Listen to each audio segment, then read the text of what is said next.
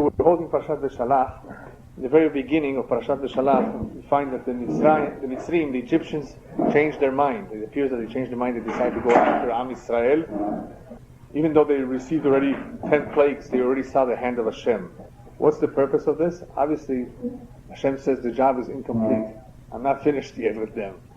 Part of their punishment for their deeds, midah keneged midah, is latbi'am, to drown them. Just like they drowned Jewish kids, they have to get that punishment too. So part of this process of having the Egyptians run after them is one more punishment, which is midah keneged midah, which has to take place. That's the simple interpretation.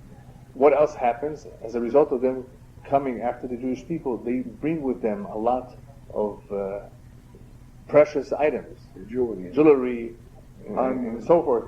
And the Midrash says that the shalal, the booty that the Jews picked up from the Egyptians at Yam Suf was greater than what they took out of Egypt. It all belonged to Yosef. Yeah. All of this was, of course, due to the promise that Hashem told Avraham Avinu that your children will go out b'rechush gadol. They're not going to go out empty-handed. They're going to go out fully loaded. Yeah. So this was intended to bring about that too. However, there's something else. The Geulah was incomplete until Am Yisrael was convinced that this is it. They're not going back to Egypt. Because even though they left, even though they saw the Makot, there was always this doubt, maybe eventually we'll go back. Maybe we won't make it through the desert. Maybe this is just temporary. By Hashem bringing out the Egyptians, by splitting the Red Sea, Is it the Red by Sea? drowning the Egyptians in the Red Sea. Is it the Red Sea? Yeah, it's part of the Red Sea. For sure. But it's the Red Sea portion which is close to the delta, which is very, very narrow. Yes, because the bitter lakes, these two bitter lakes. Yeah, that's in the Sinai already. Close by. It's close by. It's in the Sinai. As soon as you cross over, there's bitter lakes over there. So what is happening is that by doing this Kriyat Yam Suf, by splitting the Red Sea, by having the Egyptians run after them and having them drown in the Red Sea in the Yam Suf, Hashem is completing the process. In other words, He's letting them know this is it. Just like you're out of Egypt, you're completely out. You've crossed the Red Sea. There's no going back. Not only have you crossed, but you've seen the Egyptians who ran after you, who pursued you, being drowned. This completes. It's like the final stamp on the Geulah. There's no going back. There's no return to Egypt. This is why, only at this point, at the very, very end, after they witness this last miracle of Kriyat Yam Suf and the drowning of the Egyptians, does the Torah say Vayaminu B'Shem Moshe Ado? Didn't say that before. They always had emunah, but they weren't sure. Is it for real? Remember when Moshe first appears to them and tells them, "I'm about to take you out." Who are you?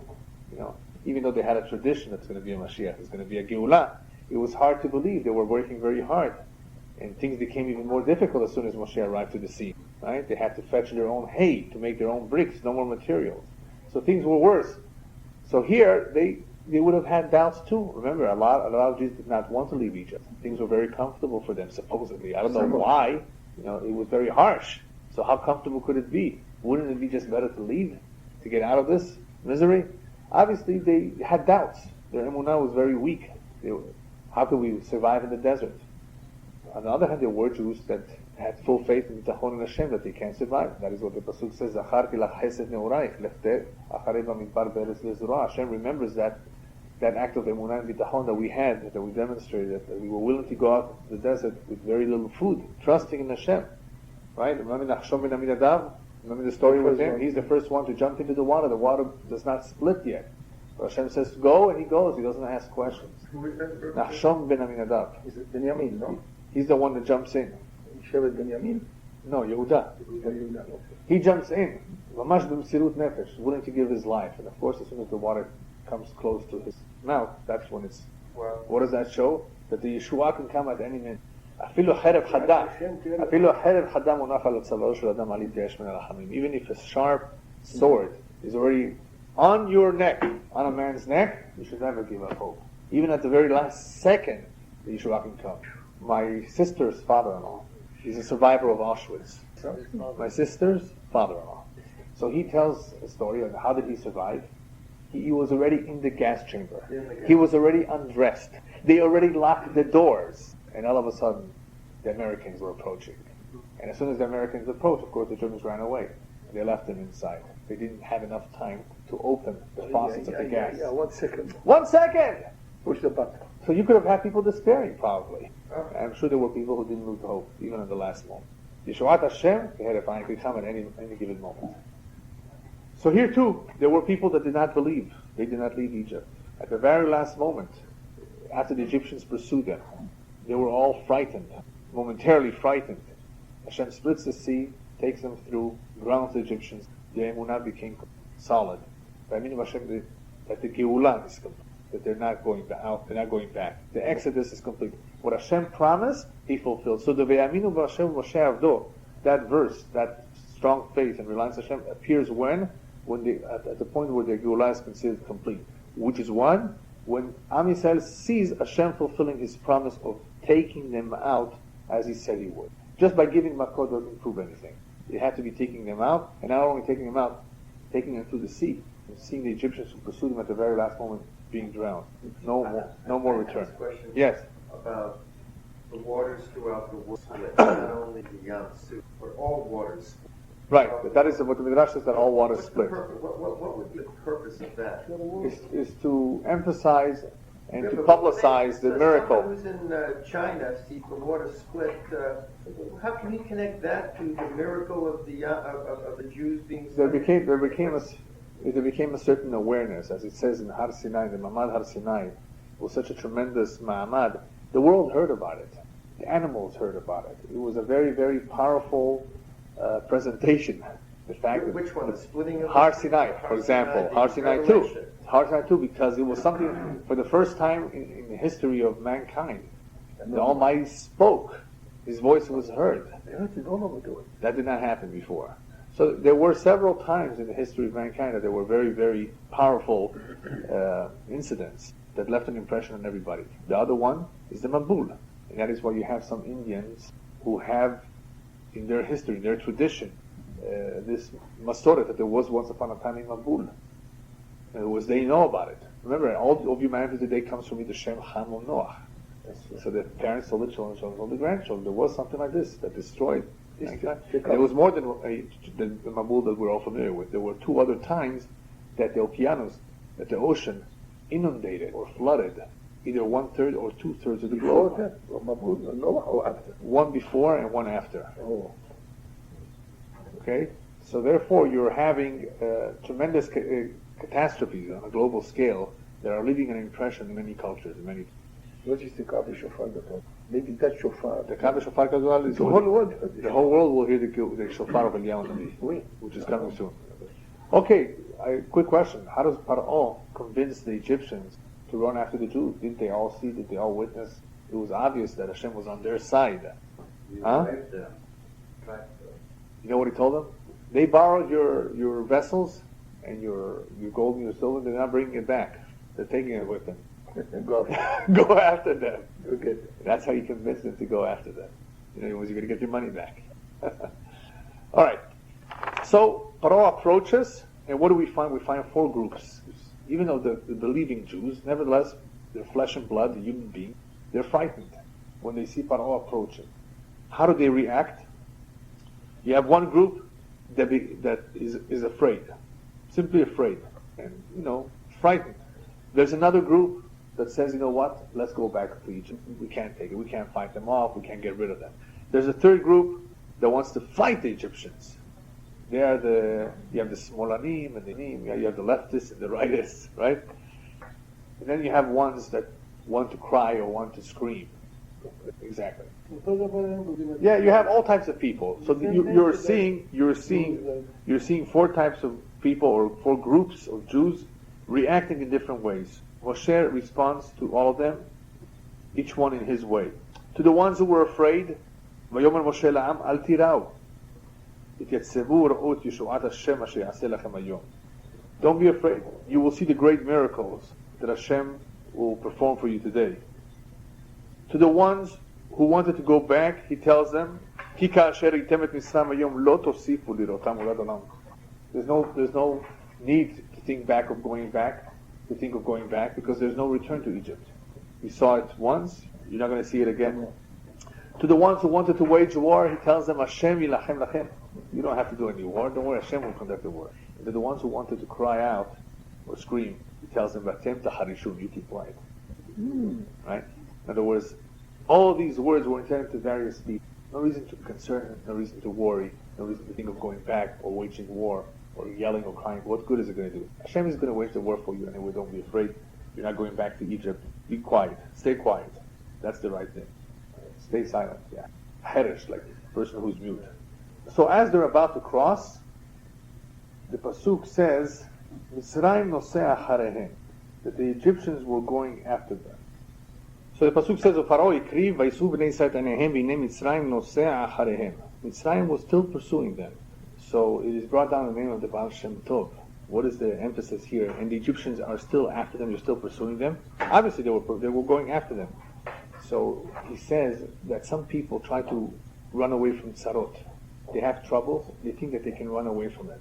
If Hashem decrees that a person will have tzarot, he cannot run away from them. Mitzrayim noseh acharehem. The Mitzrayim is milashon tzarot. It's the same root, similar root. You cannot run away from it, right? Remember, there was a story with a young woman who used to work at the World Trade Center. This is an opposite example of what I'm trying to say. And she wanted to go to Israel. They told her, "Don't go to Israel. It's very dangerous there." But she went anyway. And because she went, she wasn't at her office at the time it happened. So for her, just the opposite. It was Bashert, it was Gazur, that she should not be there. But there's something else. There was a person who tried to get away from a particular spot in Yerushalayim. His wife was very much frightened that this particular spot is meyuad for terror, because there was a lot of bombs in that particular area. So they went to a different area in Yerushalayim to eat, which was close to Ben Yehuda or whatever it was. And it was bombed too, and they got hurt. Baruch Hashem, nothing worse than that, injuries. But what you saw is that no matter what you do, you couldn't get away from it. There was a young woman, Rahman al-Islam, who used to live in Yehuda B'Shomron, a religious young woman, and she says, "You know what, Abba, I'm moving to Yerushalayim. It's too dangerous to live in Yehuda B'Shomron." I think that was her cheshbon. That was the reason. She came to Yerushalayim, and on the day she moved, there was a pitzutz. Remember the pitzutz, the bombing in Machne Yehuda? Yeah, right? Not the rest of Machne Yehuda, next to the Shuk. Yeah. She was killed. She tried to get away from there because it's dangerous. What's his written? Whatever is written, Maktub. Maktub mafyu ma'rub. Yeah, right? That's how it is. So you cannot run away from tzarot. Mitzrayim noseh acharehem. The tzarot will go after the individual if they need to. Hashem Yishmor, of course, but if they have to come, they come. Okay, I once explained why does it say Pharaoh Ikriv? Why does it say Pharaoh Karav? He came close. What's Ikriv? By him pursuing the Jews, he accomplished something. He got them to pray. He got them to call out to the Almighty. So Hashem used him as an agent, and he uses the enemy in general as agents to get the Jewish people to Okay, the next point in the Parasha Beshalach is the Shirah itself. How does the Shirah begin? With the word Az. First of all, it's in the future tense. From here we learned that there is Tahiyat HaMetim. Moshe Rabbeinu is talking in the future tense, not in the past. Az is in the future. There will be a Tahiyat HaMetim. There will be a future. All of this will come true in the future. So we see that he's talking about something that will come. It's merumaz in the Torah in these words. Why does he otherwise use the word Az? Because he wants to atone for a sin that he committed. Moshe Rabbeinu was upset and disappointed at Borei Olam. Moshe says, "You know what? You sent me to get the Jews out of Egypt, and ever since you sent me, things have only become worse. מאז באתי אל פרעה לדבר בשמך הרע לעם הזה. Things have only gotten worse. והצל לא הצלת את עמך, as you promised, you did not save the people." Now he changed his mind. I see that HaKadosh Baruch Hu is for real. He did save. So he's fixing what he said wrong. He's fixing the word Az with Az Yashir Moshe. Right? מאז באתי אל פרעה, he is fixing, correcting, asking for mechila by using the words Az Yashir Moshe and the word Az. משל למה הדבר דומה? What is this compared to? to a king who once came to a general and told his general, get ready, we're going to wage war against this enemy. And the general tried his hardest to discourage the king from doing it. This big risk. I don't think you're going to win. I don't think you should go. So what happens? The king doesn't tell the general, and the following day he keeps him out. He doesn't let him know, and he goes and wages the war himself with his army. But he didn't tell the general. The general was left in his home. He didn't tell him that he's going to the war, and the king won the war. When the general heard that the king went to war and he won the war, he went to a goldsmith and he prepared a beautiful crown full of to bring a gift to the king. The king says, the crown of jewels. He says, what happened? Ma yom yamin. What's so special about this? He says, because I sinned against. I tried to discourage you. I didn't have faith in you. I didn't believe that you would be able to do so. And here you went and you didn't let me know, and you achieved everything. You defeated this enemy. You succeeded. Tremendous. So I brought you this gift as a token of my appreciation, but also to forgive, to ask you forgiveness for having doubted your capabilities. Same thing with Moshe Rabbeinu. I don't want to say that he doubted, but he had certain issues. He was concerned. Things are not getting better. On the contrary, they're getting worse. Where is the Hatzara that Hashem promised? He thought it may not be coming. Now that he sees that it did come, he's asking for forgiveness. So he prepares a crown. That's the Az Yashim Moshe. He prepares a song, a beautiful song, in appreciation of the great miracles. And of course, so this is to show appreciation and also to ask forgiveness from Hashem for having had the doubts that he had. He starts singing and they sang with him. Yeah, of course. How did later the on. word come to him? So it must be Came from the heart. Ruach Kodesh. Came from the heart. Yes. Yeah. As the future, so the rabbis learn from this. This is a remez letchiyat hametim in Torah. The future tense being used in the word as means that there will be a future. There will be a tahiyat hametim, because it's not written anywhere in the Torah clearly the words there will be a tahiyat hametim. There will be a geula. So where do you get it from? From the word as. The Moshe is saying all about all these things in the future tense. That there will be something in the future too. A future geula in tahiyat hametim. All right. The Goyim did that. Yeah, sure. Anyway, so Moshe is saying the Shirah. What's the purpose of Shirah in general? The purpose of Shirah in general is to give thanks to the Almighty, to recognize the miracles, and to show appreciation, a form of thanksgiving. That is the idea behind the Racha that we say, Hagomel, a Jew needs to recognize a miracle that was performed for him. Where he crossed the oceans, which is very dangerous. He crossed the desert, which is very dangerous. Right? He came out of prison. There are various individuals. He was very sick in the hospital. Right? There are various individuals who have to say Hagomel in recognition of the miracle that that they had because they were in a dangerous situation. Now, a very important point in the Shirah is to not think at any moment that the Shirah is intended to be happy that the enemy is destroyed. When your enemy falls, don't rejoice. We don't rejoice if the enemy is killed, because they're human beings too. They're creations of Hashem. What are we happy for? That we are saved. That's the attitude the Jew has to have. When we are saved, when there's a great miracle performed, and when the enemy is smashed, we're not happy that the enemy is smashed, we're happy that we are saved. It's a different mentality. We're not happy in human being killed. That's not the way we look at life. Every human being is important, is precious. Hashem created him. You can't kill anybody just for no reason. He's a human being.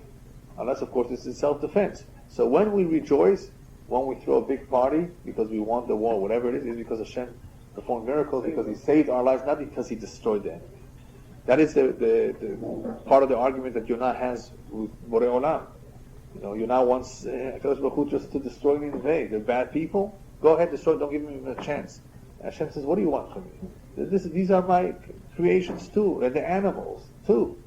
And there's a lot of them that don't know Benyamin Lesmor. They have no idea of what's right and what's wrong. And you want me to just destroy them? There's so many of them. Is life so cheap? Right? Yonah had his own cheshbonot, but nevertheless, Hashem is telling him, I value life. I don't just destroy people, even if they're bad. Right? Hashem prefers that the Rasha do teshuvah and not have to die. So the Shirah here is We give thanks for being saved. We're not happy that the Egyptians drowned, even though there are words that say so. That's only to praise HaKadosh Baruch Hu for the miracles. But the joy that we have is that we were saved. Okay, the next point in Parashat Beshalach is the eating of the man. Man is a very unique food that comes down min hashamayim. This came about as a result of what? Not only because the Jewish people needed to survive, they needed food to eat, but this whole experience in the desert for 40 years was to teach them many lessons in Yahadut. So far they have emunah. What they don't have is bitachon.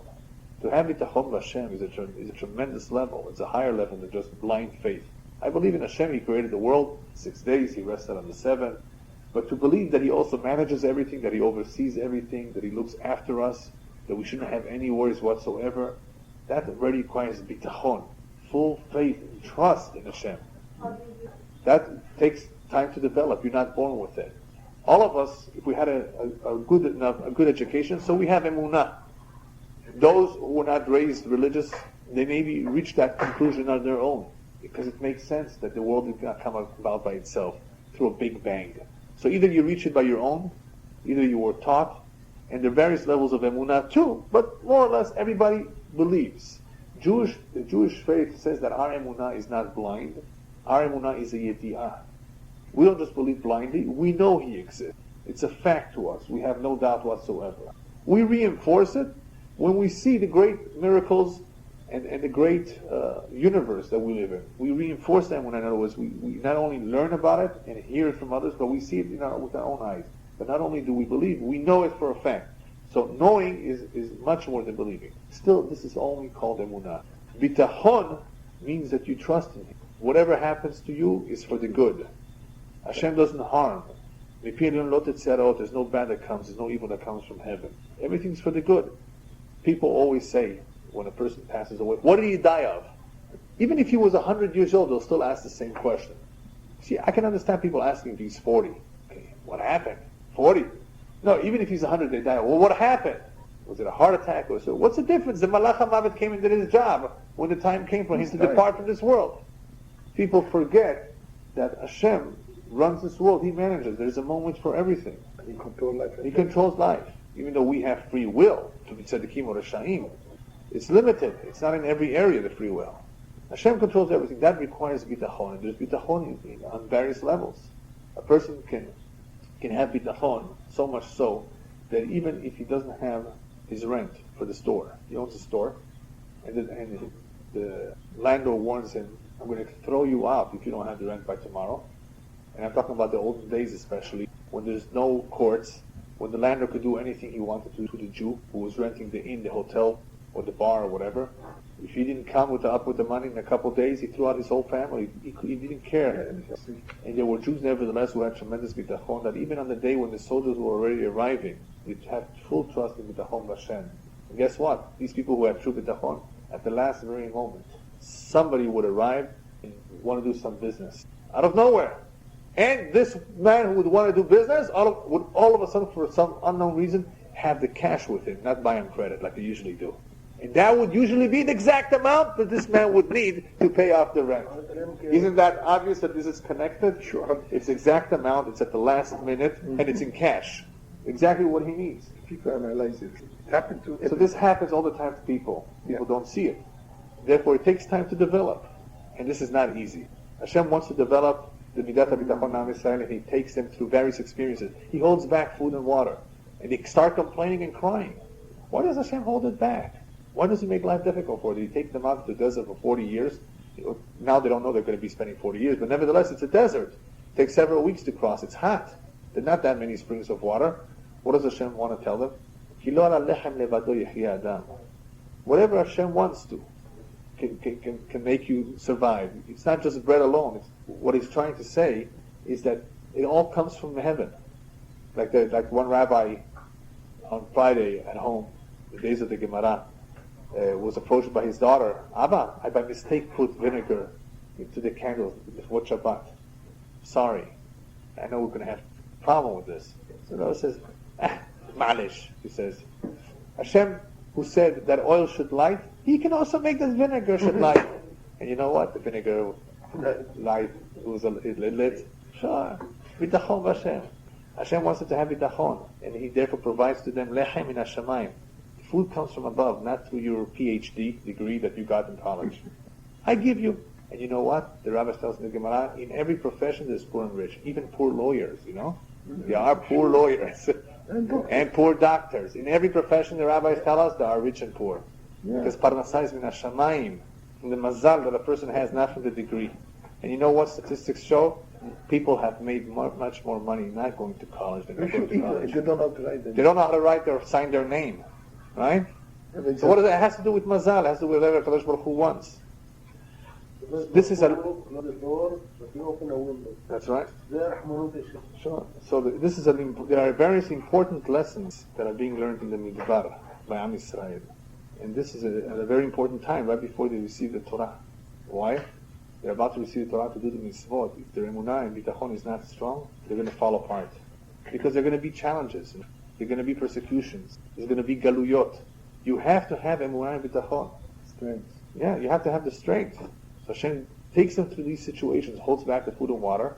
What are they supposed to do when there's no food? They're supposed to pray to Hashem. You know what? I ran out of food and water. Can you provide? Don't start to cry and complain like a lot of people do. My yeah. What's going to be? What am I going to do? Tachma Hashem. Kadosh Baruch Hu will not let you go hungry. He takes care of you. He created you. He brought you to the world. He's responsible for you. So this requires bitachon, not just emunah. In order to strengthen this point even further, Hashem reminds Moshe and Aaron to put away tzintzenet, a souvenir of the man, because there will be future generations that will need encouragement too. Yirmiyahu Navi used to take this tzintzenet, this jar of man, vistovev. What do you open your store on Shabbat? Shabbat is my best day. Shabbat is your best day. Without it, I can't make a living. Can't make a living. Look at this man. He took out the tzintzenet, the jar. This is what your forefathers ate. Where did this come from? From the Shamayim. Don't you remember? You think He would want you to work on Shabbat? Why did He tell you to keep Shabbat? You think that will make a difference? Whatever a person makes in Shabbat by working on Shabbat has no beracha. He will lose it. Not necessarily the following day. Maybe 3 months. His transmission will go. And after the transmission, somebody will steal something from his business. And after that, he'll have 3 root canals. You see? It all adds up. And if he calculates it, it's the sachar that he thought he made on Shabbat. There's no beracha on that. So Hashem would not want a person to work when he's not supposed to work. That will not make things any better for him. Because the Parasha is already written on Rosh Hashanah. So that was the purpose of holding saving a souvenir of the month, to remind people that the Parasha is min Hashem. What I'm doing over here is leman anasenu. Leman anasenu means in order for me to test them. What's the idea of testing them? Hashem does not know what's going on in people's hearts and minds. I want to test them. First of all, one of the purposes of a test is to raise a person's spiritual level beyond the point that he thought he was capable of. Had he not gone through the nisayon, he would not have known what abilities he has, what the potential he has. There's a story in Australia of a woman who saw a car, I don't know if it was her car or if it was another car, run over her child. The car was sitting on top of her child's leg. And she saw that, and she went over to the car and she picked up the car from the leg of her boy. Where did she take that strength? We have strength that we don't realize that we have. And at certain moments, somehow, the hormones work in such a way that we're able to do things that we would ordinarily not be able to. Somehow she got so excited or so involved and focused in this that she was able to muster that strength that she would not be able to do on an ordinary day. Through a nisayon, through a test, a person is challenged. That is when you see the greatness, the strength, the true potential of a human being, what he's capable of really doing. You also see his devotion. You see if he's sincere or not, being challenged through nisayon. That's what the word nisayon comes from the word nes. It elevates a person to great heights. Even though Hashem knows the results, He knows what a person will do. He knows what the future is, what's in a person's mind and heart. Nevertheless, the man himself does not know. Not only does he not know, others around him who will witness and observe this do not know. Right? So Hashem tests Avraham Avinu. Hashem tests Yitzchak. Hashem tests every individual in his or her way to bring about this change in him, that he should see for himself what he's capable of doing, and for him to demonstrate if he's faithful, if he's sincere or not. They have cancer. They suffer with they accept. Yeah, it's all, that's a nisayon in emunah too. If it's a difficult nisayon, where a person is suffering, that is a nisayon simply to see if a person will complain. If a person accepts yisurim mitoch ahava, without any complaints to Hashem, that yisurim are capable of atoning for his sin. They cleanse the sins. If one is bo'et b'yisur, in other words, he kicks them, he rebels against them, he complains about them, then the yisurim, not only are they not effective, or as effective, they double that for him. Tekabel kiflayim, just for rebelling. So when one who's undergoing all sorts of problems, all sorts of yisurim, regardless of what they are, he should receive them be'ahava, akol letovah. Maybe it turns at the end of Torah. So Hashem is testing them by giving them bread, giving them meat, to see if they will follow my Torah and my mitzvot. We find the pasuk. The pasuk says, I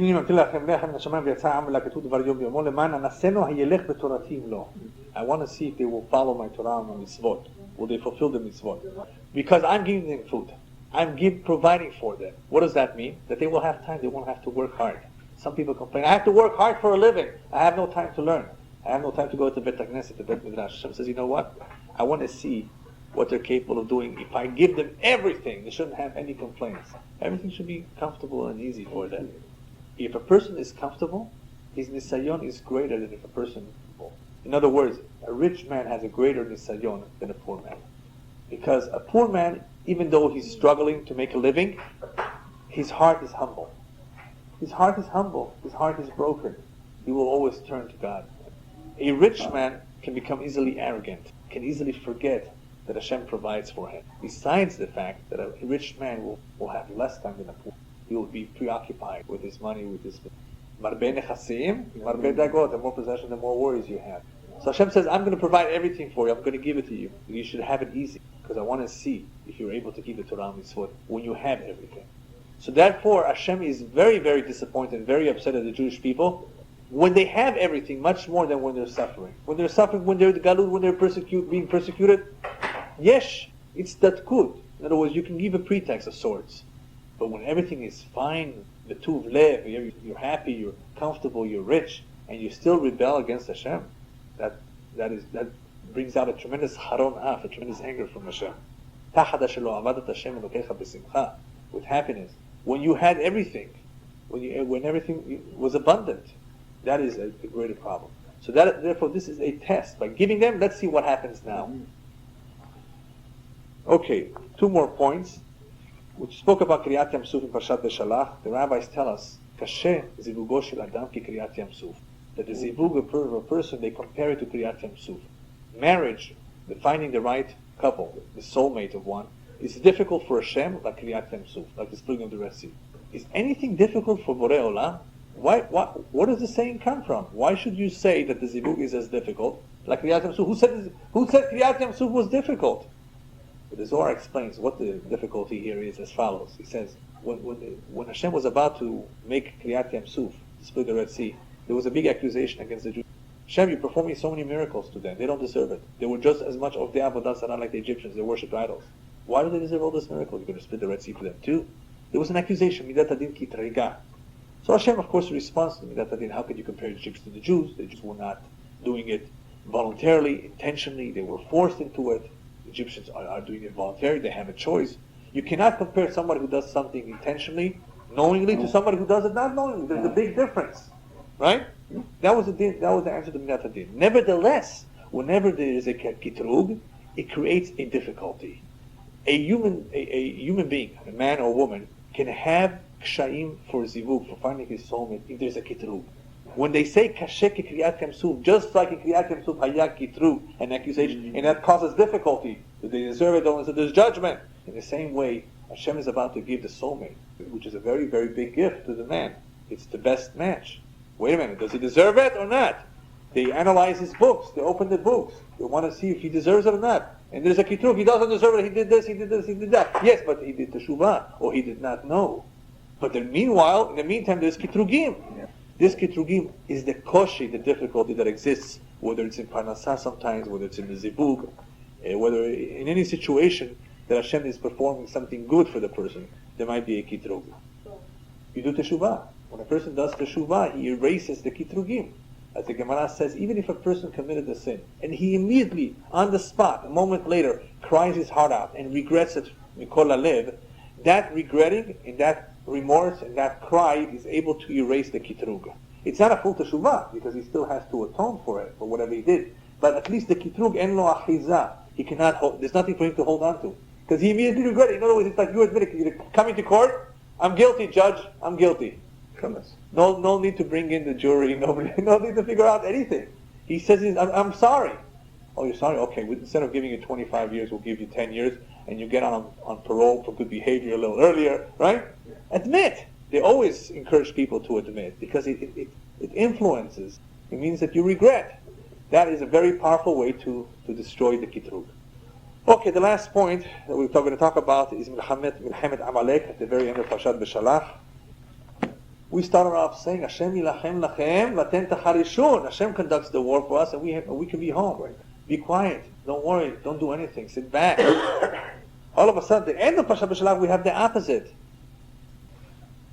What do we see? Vayomer Moshe leYeshua v'char lanu anashim v'tzei lachem ba'amalek machar anochi nitzar rosh hagivah. Tzei lachem? Here we're told not to fight. Here we're told to fight. Good question, huh? Why are we fighting Amalek? You have to understand what Amalek represents. Amalek represents Shoresh Hara. He's the root of all evil. But what is evil? Evil intends to destroy good. It's a continuous fight between good and evil, between Tov and Ra. And Amalek represents the evil. He wants to weaken the Jewish resolve, the Jewish emunah. And that's what Hitler Yamach said in his book, Mein Kampf, amongst other things. He said, the only war in this world is between the Jews and the Nazis. That's the only war. And everything else you see, it's all a mirage. Something like that. I forget the exact word he used. It's all extra, varim betelim, nothing special. The main war in this world is between these two forces, the Jews and the Germans. Imagine, incredible, when I saw that. He exactly says what we know. That this is the only main war in the world. Amalek versus the Jews. Yeah. The Jews are ambassadors, netzigim of Hashem, representatives of Hashem, of the good, of what needs to be done to this world. How do we perfect this world? How do we bring this world to its tachlit, to its ultimate purpose? And Amalek, exactly the opposite, to rebel against God, to be independent, to have no value system, no such thing as moral and conscience. Who invented morality? The Jews. That's what Hitler said.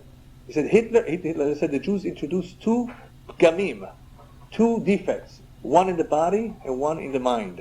In the body, by the brit milah, the circumcision. In the mind, by introducing conscience. You have to have a conscience. You can't do just anything you want. You can't hurt other people. He said, there's no such thing. If I'm stronger, then I'm in charge, and I do it. Then I have it my way. It's like an animal. Whoever is stronger eats the other one. Right? The rule of the jungle.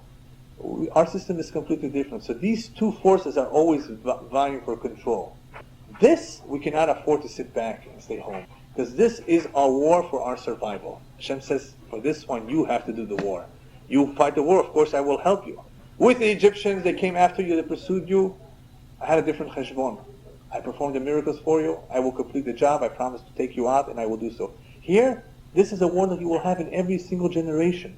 And just remember, it's in every generation, but in the end, Hashem promises that He will destroy Amalek forever.